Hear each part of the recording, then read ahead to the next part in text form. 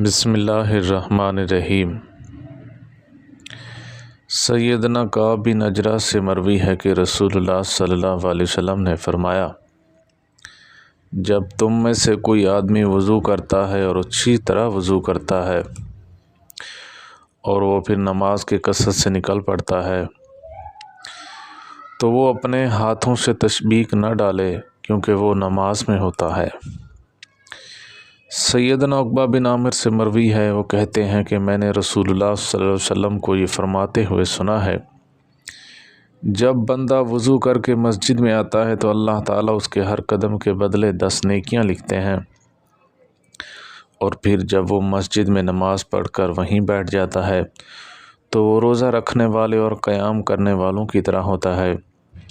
یہاں تک کہ وہ لوٹ آتا ہے۔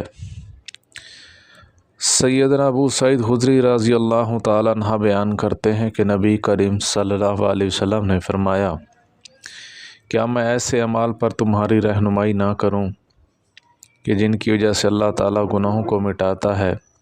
اور نیکیوں میں اضافہ کرتا ہے؟ لوگوں نے کہا، جی کیوں نہیں، اللہ کے رسول آپ صلی اللہ علیہ وسلم نے فرمایا، ناپسندیدگی کے باوجود وضو مکمل کرنا، مسجد کی طرف زیادہ چل کر جانا اور ایک نماز کے بعد دوسری نماز کا انتظار کرنا۔ اللہ تعالی ہم سب کو